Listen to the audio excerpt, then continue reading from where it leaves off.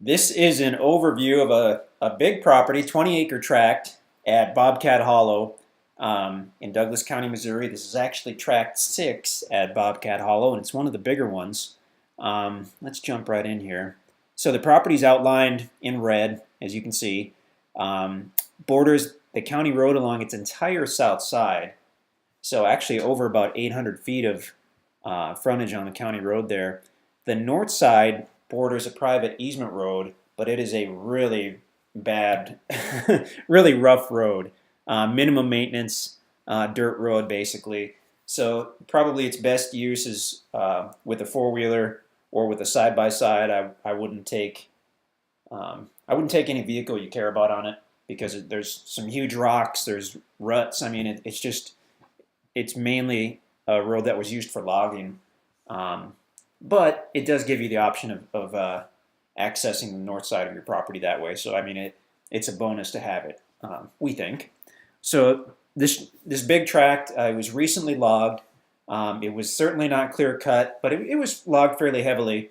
And this is the very first winter after it was logged. So it hasn't had any growth yet, hasn't had any time for the trees to start to regenerate. And the loggers really didn't do any cleanup. So you've got quite a few limbs and logs and whatnot scattered around. This is going to look rough for probably the first 2 or 3 years. Really, it doesn't take much longer than that for a property that was logged to really start to look good again, but you will have that initial period where things look a little rough, I guess you'd say. Why don't we zoom in here? Okay. So this is kind of interesting. You can actually see if you look closely, crossing over the middle of the property is sort of a little creek, and that's more than likely a wet weather creek. We really didn't explore the property to see, but again, there could be springs on this property that feed that as well. We really haven't explored it. We've seen the south side a little bit. We've seen the north side a very little bit, and then we did the drone video as well, and that's about all we know. But let's switch over to the topo map. Excuse me.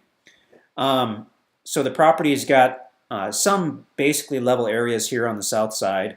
It slopes down as you head toward the middle, and then it slopes back up again on the north side. So basically you've got this large valley area in the center and sloping down toward that from each side. Really no parts that we could see that you would necessarily call steep. Well, maybe. It just depends on your definition of steep. There's nothing that would be a bluff or a cliff. It appears to all be walkable. So pretty usable property. Let's see. Let's do the Google map. Well, that kind of shows it. How about, yeah, it's not too bad. So, I mean, you've got multiple building sites. Actually, on the south end, there's a pretty good road that goes in. In fact, there's a somewhat open area here, and it looks like the loggers probably use that as a landing to load their trucks. They would, basically how they operate is they'll, cut a tree, and then they'll drag it to the landing, and that's when they'll kind of clean up the log a little bit and load it on the truck. And so there is this kind of natural area here that the loggers used as a landing, which could be potentially a really good building site. It's close to the county road, but it sits off a little bit, so you've got some privacy.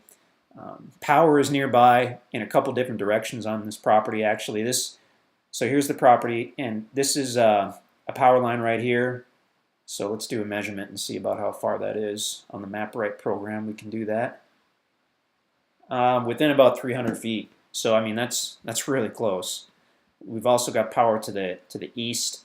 It would probably depend upon where you wanted to build as to where the power company would bring the power from, but to know that it's nearby is definitely a good thing.